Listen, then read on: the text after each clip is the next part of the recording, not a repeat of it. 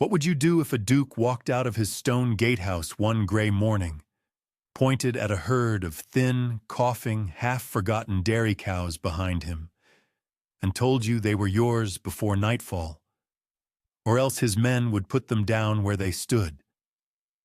That is precisely the bargain a 22-year-old woman named Martha Brooks was handed in the village of Hallowby, a place so small it did not warrant a proper coach stop.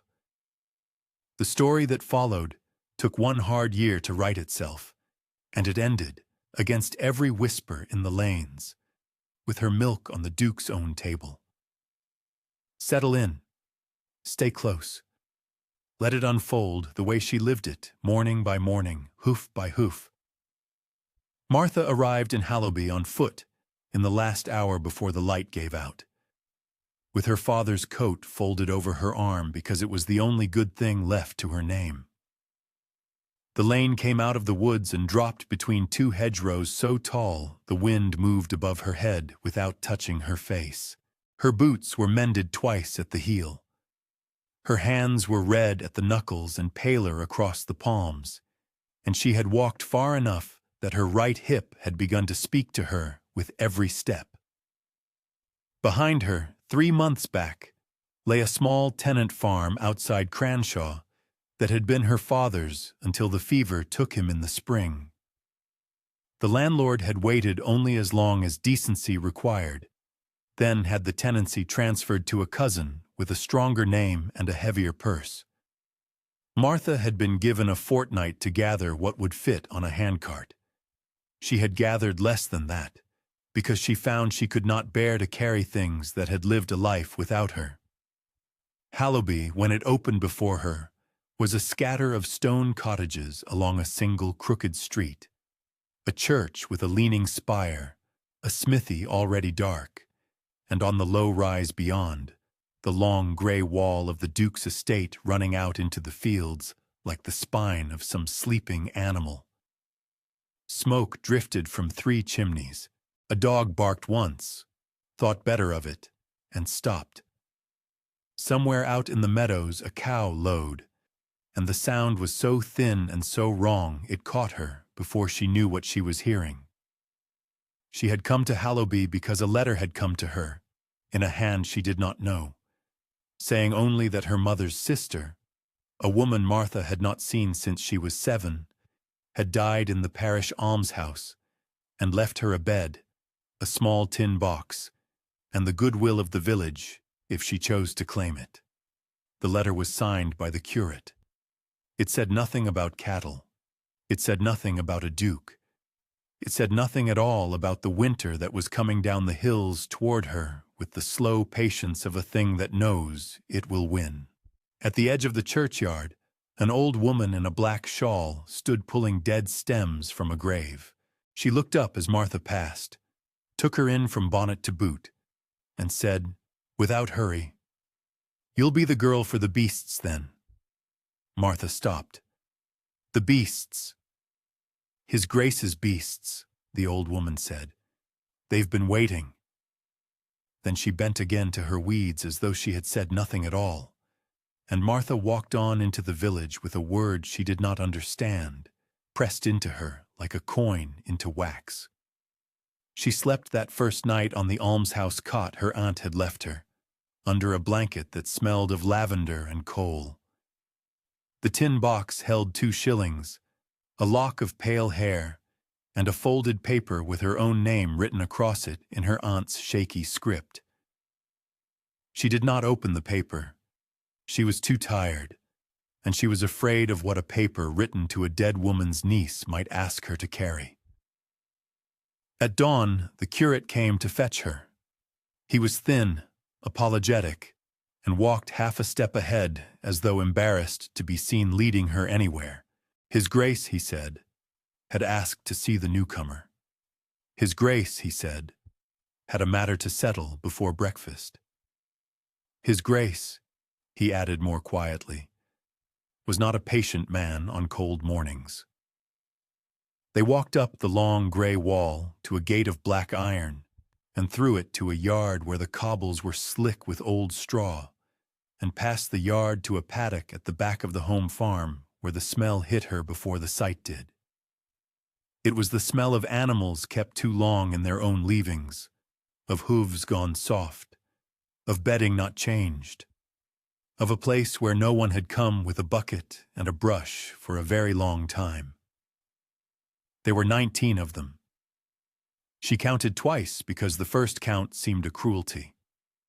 19 dairy cows, ribs plain under their hides, one blind in a milk-blue eye, 2 with their tails matted into ropes, 3 with the slow, rattling cough that means a barn roof has leaked all winter into the same corner.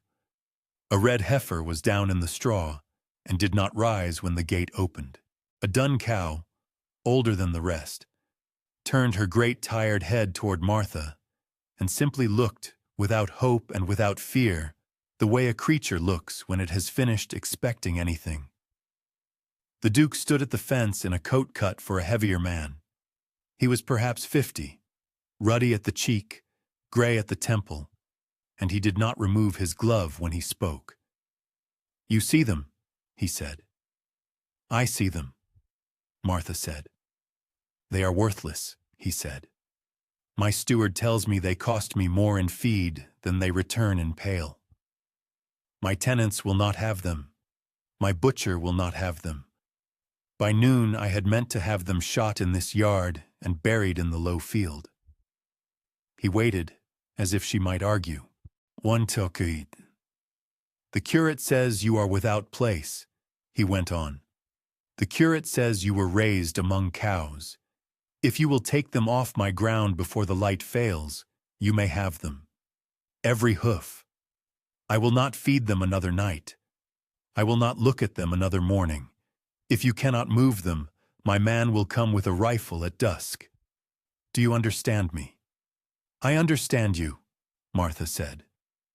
He turned on his heel and was gone before she had drawn her next breath.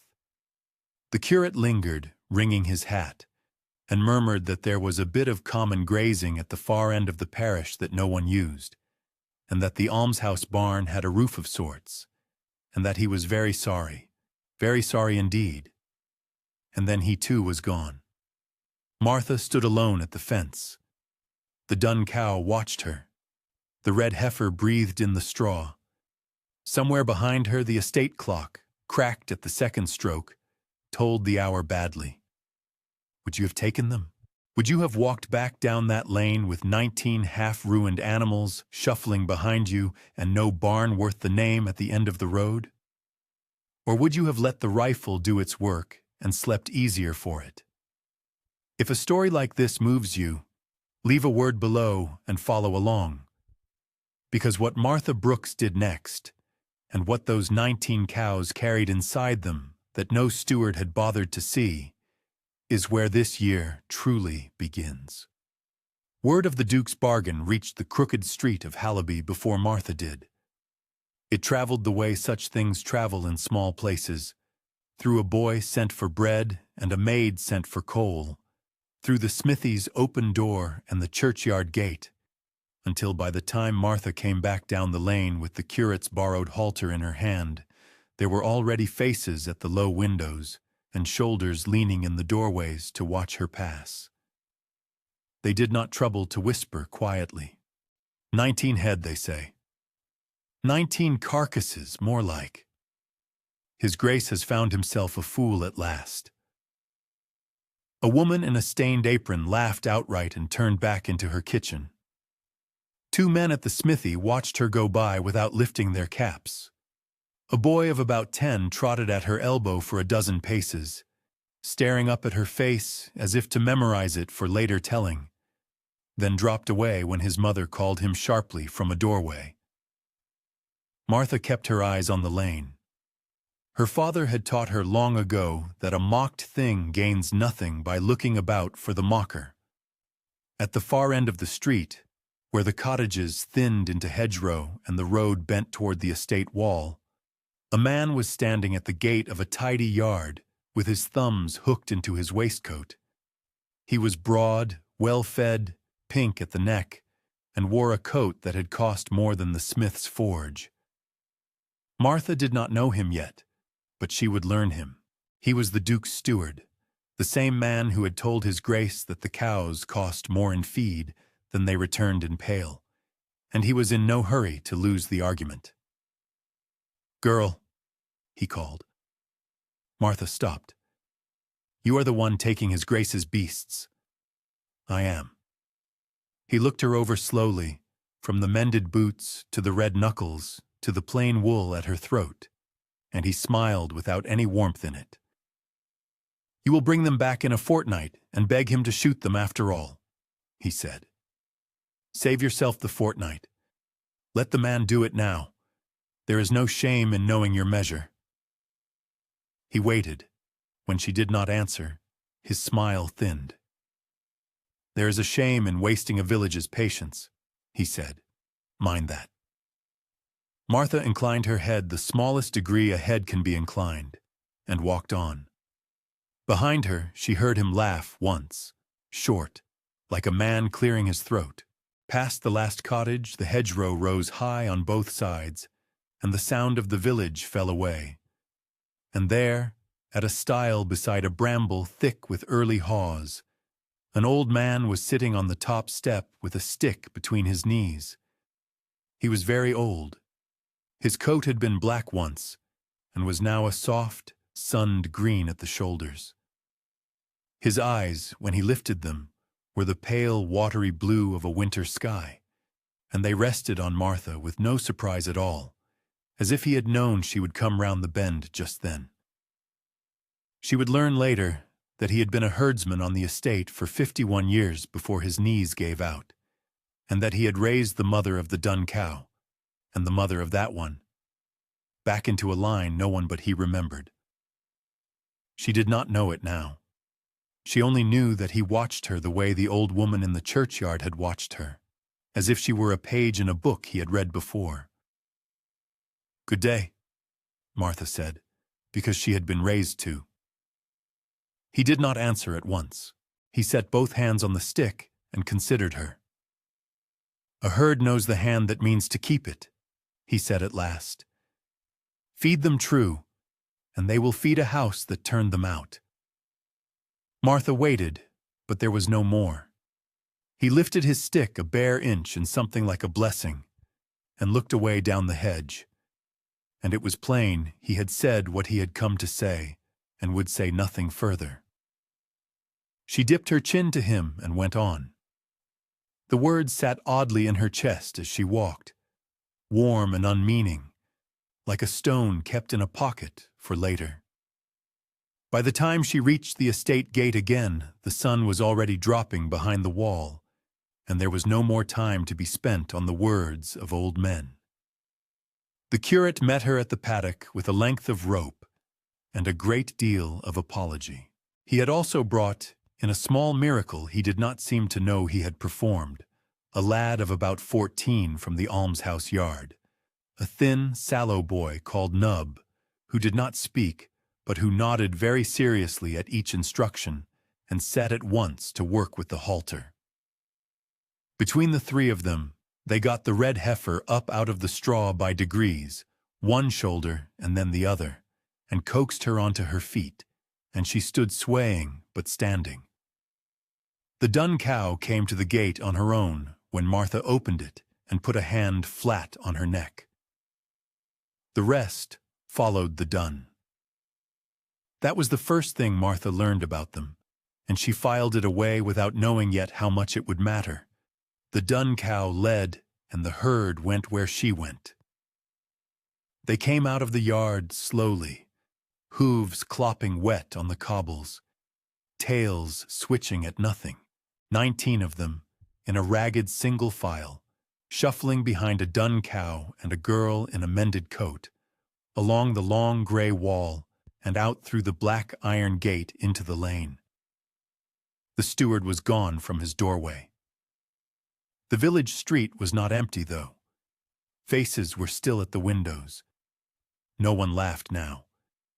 It is one thing to laugh at the idea of a girl taking 19 ruined cows down a lane at dusk, and another to watch her actually do it.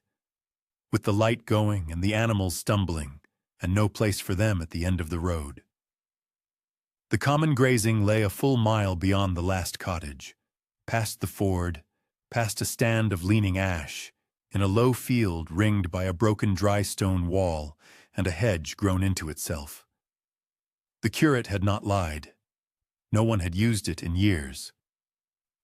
Nettles stood waist-high at the margins. A thin brown stream ran down one edge with watercress choking its shallows.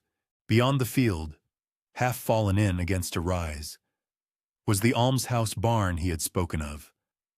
A long, low building of black timber and slate. One gable sagging, the great door swung crooked on a single hinge. Martha stopped at the gate of the field and looked at it a long time. The sky above the ash trees was the color of a bruise beginning to yellow at its edges. A first star showed. Somewhere near the estate a rifle shot cracked, small and distant, and she flinched before she understood it was only a rook shooter in the wood, not the Duke's man come after all. The cows, who did not know rifles from thunder, did not lift their heads. She opened the gate. They filed in past her, one by one, and each one she counted again as it went by, touching the shoulder or the flank of every animal with the flat of her hand, as a farmer touches sacks of grain to know the weight of what she has. 19. The dun cow last of all, because she had waited to see them all in. Martha shut the gate behind her and leaned her forehead a moment on the top bar. The barn was worse inside than out. The roof was sound only over the near third. The far end was open to the sky, its rafters black and wet. The floor was earth-beaten hard, littered with old straw and the small dry bones of things that had died in corners. But the near third was dry, and there was a stone trough along one wall that held clean rainwater, and in a manger she found, under a drift of chaff, a currycomb with its bristles worn to the wood, and a wooden pail with one stave sprung. She led the red heifer in first, because the red heifer was the one most likely not to see morning. She settled her on clean straw fetched by armfuls from a dry stack in the corner. She led the coughing three in next, and set them under the sound rafters. The rest she left in the field, because the field was better for them than the barn until she could clear it. The dun cow lay down of her own accord in the doorway, between the field and the barn, as if she had appointed herself the door. Martha did not go back to the almshouse cot that night. She sat down in the straw beside the red heifer with her father's coat across her knees and her back against the trough, and she listened. She listened for a long time. She listened to 19 cows breathing in the dark, some rattling, some shallow, some slow and easy as sleeping children. She listened to the ash trees creak. She listened to the stream. She listened to the small clicking of something in the rafters that might have been a bat or a loose slate. Once, very far off, the estate clock told an hour badly, and she counted the strokes and knew it lied. At some point, she must have slept, because when she opened her eyes, the sky through the gap in the roof was gray, and the dun cow was watching her from the doorway with the patient, unsurprised look of an animal who had done this waiting before, for someone else, a long time ago. Martha rose stiffly and went to the doorway, and the dun cow stepped aside for her without being asked, the way a cow steps aside for someone she has decided upon. The field beyond was silver with dew. The other cows were up already, most of them, moving slowly from clump to clump of what grass the nettles had left them, testing the ground with their muzzles as if they had forgotten what unfouled grass tasted like, and were only now remembering. Martha stood a moment in the doorway with her hand on the dun cow's shoulder, and felt the ribs plainly under the hide, and under the ribs the slow, unhurried breathing of an animal who had already made her peace with whatever came next. She went to the trough with the pail. The one-sprung stave meant it would not hold long, but it would hold for one milking, and one milking was what she had. She set the pail down and knelt beside the dun cow where she stood, and she took the udder in her hand, and here was the first thing that did not fit. The dun cow set her hind foot back a hand's breadth and shifted her weight neatly onto 3 legs and lowered her head to the manger, exactly as a cow does who has been taught. She did not flinch. She did not shy. She did not even turn her head to look. She stood as steady as a table, and she waited. Martha's fingers knew before her mind did. This was not the standing of an estate cow left in her leavings to die. This was the standing of a cow who had been handled every day of her life by someone patient. Someone had taught this animal in her calfhood, quietly and well, and no amount of neglect had rubbed the teaching out. The milk that came was little, and it came slow, and it was the wrong color for a starving cow. It was thick. It was yellow at the edge of the pail where the first squirt struck the wood. Yellow as new butter.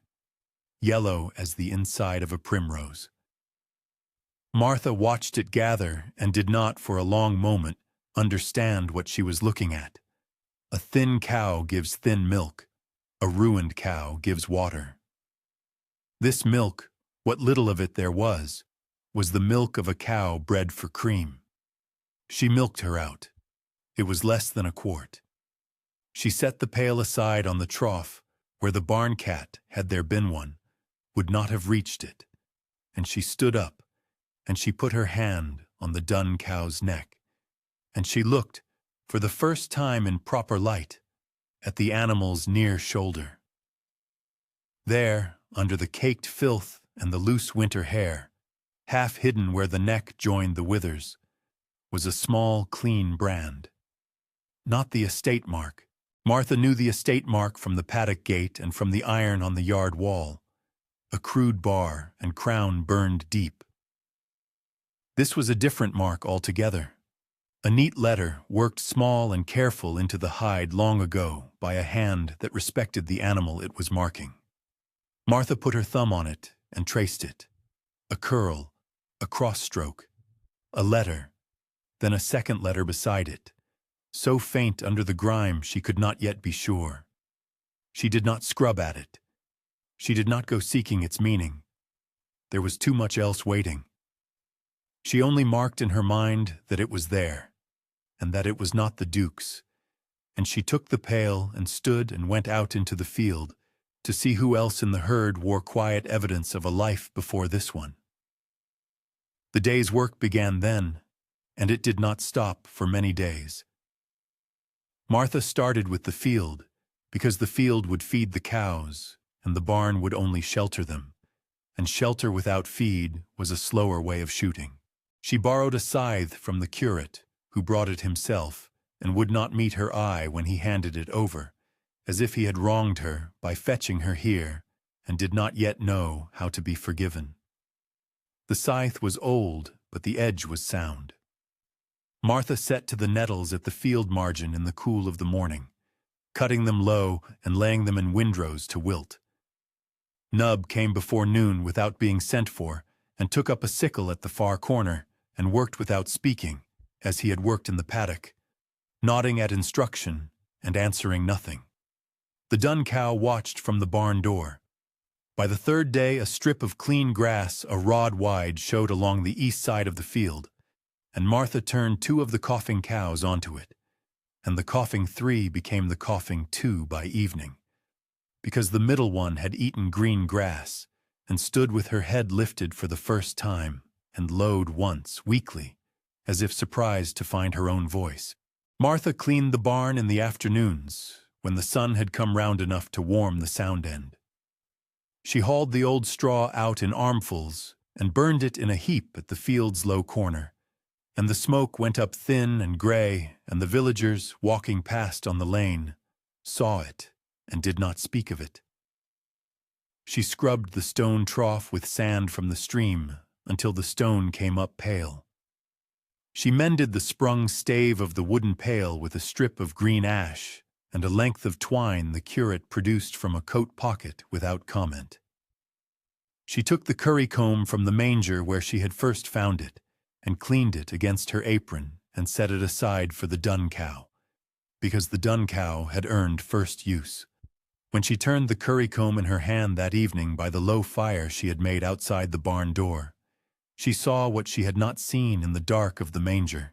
2 letters were burnt into the wood of the handle, small and neat, the same shape as the brand on the dun cow's shoulder.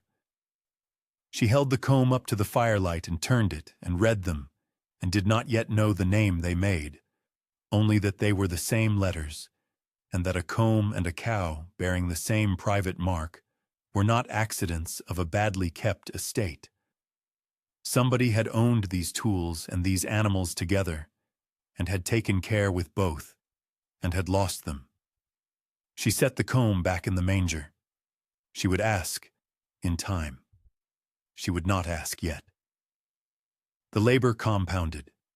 She curried the dun cow first, and found under the loose winter coat a hide that had once been groomed daily. The loose hair came out in handfuls, like the shedding of old sorrow. She curried the red heifer, who was standing now, wobbling but standing, and drinking the warm bran mash Martha made her from meal the curate had begged on her behalf from the miller's wife. She curried the 2 coughing cows, and dosed them with a decoction of coltsfoot nub brought in a jar from somewhere he did not name. She walked the herd one by one in the mornings, running her hands down each animal from pole to tail, learning shoulders, learning flanks, learning which of them flinched and where. Under her hands, she found things her eyes had missed at the paddock fence. She found, on a black cow's near ear, the same small brand as the dun's. She found it again, faint under scars, on the withers of a young roan. She found it a 4th time, on the rump of the down heifer, when the heifer at last let her come close enough to touch. 4 cows in 19 bore the mark, and the 4 were the 4 with the finest bone under the wasted flesh, and Martha, straightening in the field one dusk with her red hands pressed to the small of her aching back, understood, without being told, that the Duke's ruined herd had once been 2 herds, and that one of them had been better than he knew. She said nothing of it to Nub, nor to the curate when he came with a loaf under his arm. There was no one to say it to. She knelt in the straw that night beside the dun cow, and put her forehead against the warm flank, and listened to the great slow drum of the cow's heart. And she thought about the letters, and she let the thought lie where it was, and she slept. She woke before light with the letters still in her, as though they had been pressed into her chest through the flank of the cow. It had rained a little in the night. Water beaded on the door lintel, and the straw at the barn's mouth was darker in a finger-breadth line. Martha rose stiffly, went to the manger where the currycomb lay, and lifted it again into the gray. In the day's first pallor, the 2 burnt letters were plainer than they had been at the fire. She turned the comb over in her hands, and then she set it aside and knelt on the beaten earth beneath the manger, because it had come to her in sleep that a comb kept in a manger might not have traveled alone. She swept the chaff back with her palm. The floor was hard as slate, packed by years of hoof and boot. But at the foot of the manger post, one square of it did not answer her hand like the rest. It gave a fraction under her knuckle. It sounded hollow at the tap. She fetched the sprung pail's mended stave and used the ash strip's blunt end to lift the crust of packed earth at the corners. Beneath the crust lay a slab of gray stone the size of a hearth brick, set flush and forgotten. She worked her fingers under one edge and rocked it out. Under it, in a hollow no deeper than a hand, lay something wrapped in oilskin gone black at the folds. She lifted the bundle onto her knee. She sat back on her heels in the doorway light and undid the greased cloth slowly, because whatever it was had been laid down by someone who had meant it to be found by no one careless. The oilskin came apart in 3 quiet leaves. Inside was a book. It was small, no bigger than a prayer book, bound in worn brown calf, its corners softened almost to felt. On the cover, blind-tooled and shallow with age, were the same 2 letters. She read them now in daylight, patiently, letter by letter, as a person reads a name on a stone. M.H. She said them under her breath, and heard how they sounded in her own mouth, and heard nothing in them yet. She opened the book. The paper was foxed but sound. The first page carried a heading in a careful clerk's hand, Herd Book, Hallowby Dairy, and a date 43 years past. Under the heading, ruled in faint pencil and inked over neatly, were columns for name, dam, sire, date of calving, yield in the pail. The names, when she came to them, were the names of cows: Marigold, Snowdrop, Bess, Dorothy, Comely, Nan. Each name carried a small pedigree line down the page like a family in a Bible. She turned a leaf, and another. She saw the names repeat under daughters and granddaughters. She saw yields written in a neat hand: 3 gallons, 4, 4.5, through good years. She saw a hand grow older across the pages, less certain in its strokes, and then a second hand take up the entries, briefer, tired. She saw the last page. The last entry was dated 11 years past. Under it, in the same tired second hand, someone had written only, "Sold to His Grace." 9 head. And below that, in a smaller line that had been added later with a different pen, "Not to be beaten by neglect." Keep the book. Martha sat with the book open on her lap, and did not move for a long time. Light came further into the barn. It reached the manger, then her boots, then the page. She followed the pedigrees back to the mothers and the mothers' mothers, and found the dun cow's line under the name Dorothy of Hallowby, and the down heifer under a granddaughter of Bess, and the black cow and the young roan each their own quiet parentage. 4 cows in 19. 4 cows out of a herd that had once been a dairy of its own, sold whole to the estate in a year of bad harvest, and let, over 11 years of careless stewardship, to sink to shot meat in a filthy paddock. She closed the book. She wrapped it again in its oilskin. She did not put it back under the stone.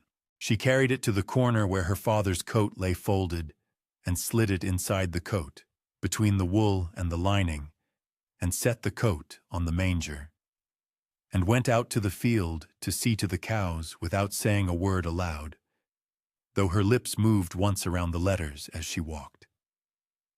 She kept the book to herself for 8 days. In those 8 days she did not speak of it to Nub, who came each morning without being called, nor to the curate, who came twice with bread and once with a small twist of salt. She spoke of it only inside herself, and to the dun cow once, at milking, when she said the name Dorothy under her breath, and the cow shifted her hind foot back a hand's breadth, as she always did, and lowered her head to the manger, as though she had been called. On the 9th night, the wind changed. It came off the ridge in the late afternoon, with a smell of iron in it, and by full dark, it was rain driven sideways. And by the 2nd hour of the storm, the far end of the barn, which had already been open to the sky, began to give in earnest. A rafter cracked with a sound like a shot. Slate came down in the black end and shattered on the earth. The cows in the sound third pressed together against the good wall, and the dun cow lowed once, deep, not in fear but in warning. Martha was on her feet already. She got Nub, who had that night stayed asleep in the manger corner rolled in a sack, up by the shoulder, and the 2 of them worked in the lantern's small yellow eye. She led the coughing 2 out into the field, because the field, wet as it was safer than a roof that meant to fall. She led the red heifer, who could walk now, though not well, out after them and set her against the lee of the dry stone wall where the hedge broke the worst of the wind. She led the black cow and the young roan and the down heifer, one by one, calling each by the name she had learned from the book. And each came. The dun cow came last, as she had come last through the estate gate, and stood in the field with her flank to the wind and her head lowered, and the herd gathered close to her. It was in the last of this, with Martha's hair plastered to her cheek and her skirts heavy as lead at the hem, that she saw the shape in the lane. It was a man. He was down against the dry stone at the field's near corner, one hand on the top stone, the other at his chest. She knew him by the stick before she knew him by the face. It was the old herdsman from the stile. She left the herd to the dun cow and ran to him. He was soaked through, his coat black with water, and his breath came high and thin. He had come out, she understood at once, because he had heard the wind and known the barn's far end would not hold, and had set off along a mile of lane in the dark to tell her so, and had not made it the last 100 yards. She got her shoulder under his arm. He weighed almost nothing. She brought him through the field gate and across the wet ground and into the sound third of the barn, and laid him down in the straw beside the red heifer's warm side, and pulled her father's coat from the manger, the book still inside its lining, and put it over him. "Sit," she said. "Breathe." "The far end," he said. His voice was thread. "It will go." "It is gone," she said. "They are out." He closed his eyes. His hand found her wrist and held it once and let it go. Martha knelt beside him a moment more, watching his chest rise, then rose and went back into the wind, because there were 19 cows in a field with a broken wall and a night still to come, and one old man in her barn who had walked a mile through a storm to warn a girl he had met once at a stile, and the choice, if it had ever been a choice, had already been made. The storm blew itself out before dawn. By the gray hour when light came grudging over the ridge, the wind had dropped to a wet, steady sigh in the ash trees, and the field lay flattened in long green streaks where the herd had stood the night against the wall.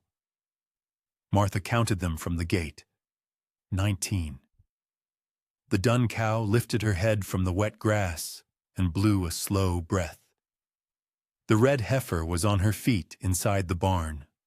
The old herdsman from the stile was asleep on his side under her father's coat, one hand curled loose on the straw, his breathing lower and even. Nub had built up a small fire in a tin at the sound end and set water on it. He did not speak. Martha did not either. She drank what he handed her and went out with the mended pail and milked the dun cow in the doorway while the light came in. Word of the storm reached Hallowby before Martha did. The far end of the almshouse barn had fallen in the night, and the almshouse barn was in view of the last 3 cottages, and the last 3 cottages had watched the lantern move across the field and had counted, when the light let them, 19 shapes standing against the dry stone. By breakfast, the smith had walked out along the lane with 2 lengths of iron on his shoulder. By mid-morning, the miller's wife had sent a boy with a basket of bread and a stone jar of dripping. By afternoon, 3 men from the far cottages were on the barn's black end, pulling slate off the wet ground and stacking it, and the curate was there in his shirt sleeves, apologizing for not coming sooner, handing up laths without meeting anyone's eye. Martha thanked them each by name as they came. She had learned the names slowly through the year, at church door and at market lane, and she gave them back now, one by one, as a coin returned. No one laughed. No one had laughed for some months, though Martha had not marked the day the laughing stopped. It had faded the way a bruise fades, without announcement. The old herdsman from the stile woke at noon and sat up against the trough and drank broth. He looked around the sound third of the barn, at the mended pail on its peg, and the currycomb clean in the manger, and the 4 marked cows standing quiet in the field beyond the open door. And he did not weep, being of a generation that did not. But his mouth worked a moment before he could speak. "Dorothy's granddaughter," he said, and pointed with his chin at the dun cow. "Aye," Martha said. He nodded once, satisfied, and closed his eyes again. The kind professional came the following week. He was a clerk from the market town, sent by the curate on a matter that had nothing to do with cows, and he stayed to look because the curate had asked him to look. He was a small man in a black coat with ink on his cuff. Martha showed him the herd book from the lining of her father's coat, in the barn, in daylight, with the dun cow standing in the doorway. He read the pages slowly, turning each with a dry fingertip. He compared the brand on the dun cow's shoulder to the tooled letters on the cover. He copied 4 names into his own notebook and set his pen down. "Miss Brooks," he said.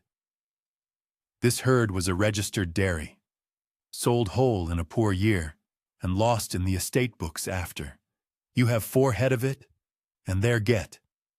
"I know," she said. He looked at her a long moment. "You knew before I came." "I knew in the spring." He closed his notebook and put it away. "I will write what needs writing," he said. "There is no claim against you. The sale was clean. What was sold and neglected is yours by the giving of it, and by the keeping." He paused at the door. "The yield of the dun cow?" 3 gallons and a half, Martha said. "This morning." He inclined his head as if to a better man than himself, and walked back down the lane. The Duke came at the end of that month. He came without notice, on foot, without his glove, and stood at the field gate a long time before Martha saw him. His coat was still cut for a heavier man. His face was less ruddy than it had been a year past. Martha crossed the field to him with the pail in her hand. She did not curtsy. She did not need to. He looked over the fence at the herd, at the 4 marked cows standing among the 15, at the red heifer grown deep in the flank, at the coughing 2 who no longer coughed, at the dun cow watching him with the same flat, considering look she had turned on Martha in the paddock a year before. "They live," he said.